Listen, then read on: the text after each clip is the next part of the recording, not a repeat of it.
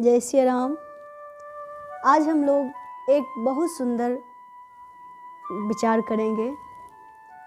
आपने सुदामा जी का नाम तो सुना होगा। भक्त सुदामा, कृष्ण और सुदामा की मैत्री बहुत ही प्रसिद्ध है। तो सुदामा जी के बारे में एक संशय हमारे मन में रहता था और बहुत सारे लोगों के मन में होता था कि आपने सुना होगा कि सुदामा जी जब सांदीपनी मुनि के आश्रम में पढ़ते थे तो भगवान श्री कृष्ण और सुदामा जी जब अध्याय याद नहीं करते थे तो उन्हें दंड के रूप में लकड़ी लाने के लिए भेजा जाता था और दोनों मित्र जंगल में लकड़ी लाने जाते। एक समय गुरु माँ ने एक चना दिया थोड़ा सा और कहा कि इसमें आधा कृष्ण का है और आधा सुदामा का है। दोनों मित्र चना लेके गए और जंगल में बहुत ज़्यादा बारिश होने लगा। संजोग से पेड़ पर दोनों चढ़े थे।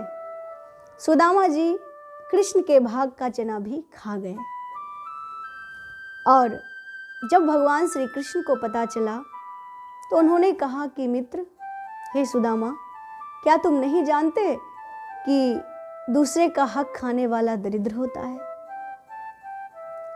लेकिन यहाँ जब भगवान ने कहा और सुदामा जी ने सुना, फिर बाद में सुदामा जी को दरिद्र होना पड़ा और दरिद्रता का महादुख, क्षुधा आँच अति घोर। कहते हैं वासुदेव जरा कष्टम कष्टम निर्धन जीवनम, पुत्र शोक महाकष्टम कष्टाति कष्टतरम क्षुधा। दुख को भी दुख देने वाला है भूख, और सुदामा जैसे ब्रह्मज्ञानी को भूख का दुख सहना पड़ा और उन्होंने सहा। तो बहुत सारे लोगों के मन में संशय होता है कि क्या सुदामा जी जब इतने बड़े ज्ञानी थे तो अपनी भूख को, अपने कृष्ण के चना खाने का जो समय था उस समय उन्होंने अपने आप को संयमित क्यों नहीं किया, अपने जिह्वा को लगाम क्यों नहीं दिया? क्या उनका बालपन था, अथवा भगवान की कोई लीला थी, अथवा सुदामा जी का बहुत बड़ा त्याग था? तो बहुत सारे लोगों के मन में संशय होता है कि उस समय इतने बड़े ज्ञानी ने अपने भूख को क्यों शांत नहीं किया।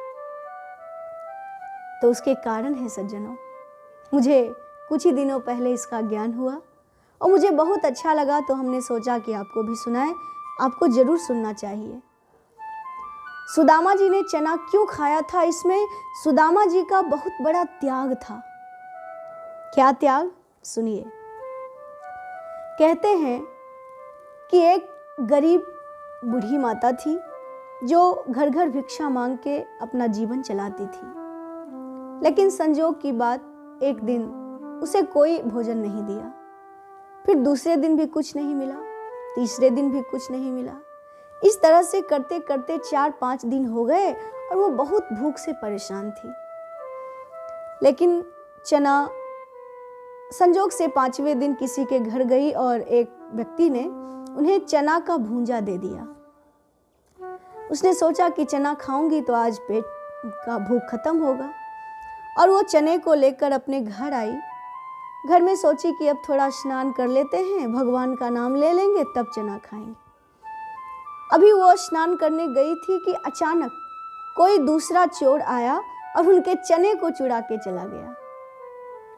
भूखी तो थी, जब उन्होंने देखा कि मेरा चना चोरी हो गया तो बहुत दुखी थी और 5 दिनों से भूखी थी। सो उसके मुख से निकला कि जो कोई भी मुझ दुखिया के चने को खाएगा वो दरिद्र हो जाएगा।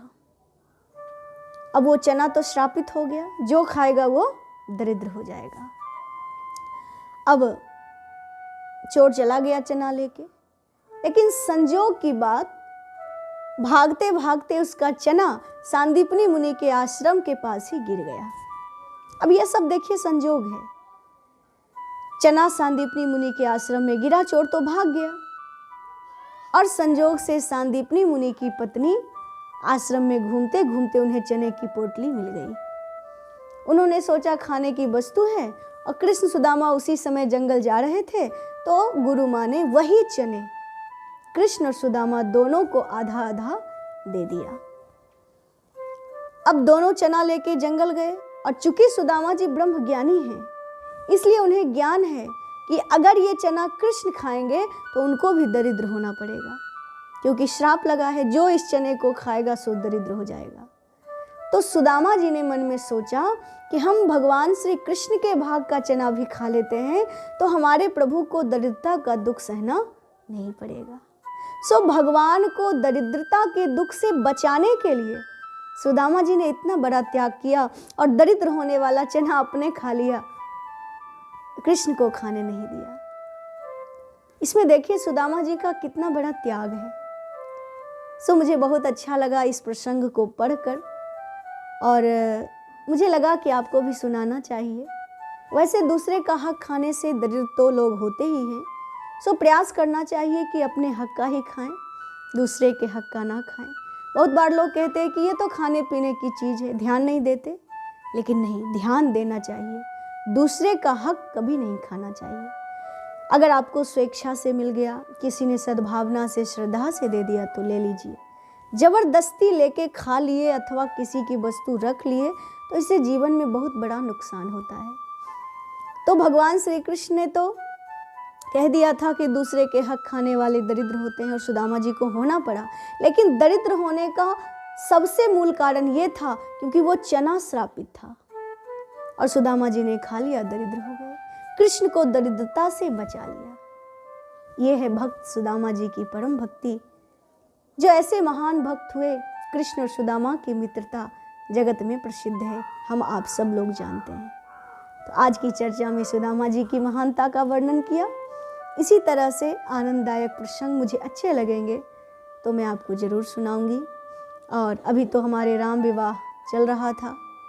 हमारे यहाँ भगवत कृपा से राम विवाह स्वयं सीता जी ने अपना विवाह खड़े होकर करवाया, सारा विधि विधान अच्छे से करवा लिया और प्रसाद भंडारा भी अच्छे से हो गया। तो जब भक्त की इच्छा होती है और भगवान चाहते हैं कि ये इस काम को करे तो भगवान अपने से खड़े होकर काम करवा लेते हैं। तो बहुत अच्छा रहा। इसी तरह से हम लोग भगवत भक्ति का आनंद पाते रहेंगे। आज के लिए इतना ही। तब तक के लिए जय सिया राम, राधे राधे।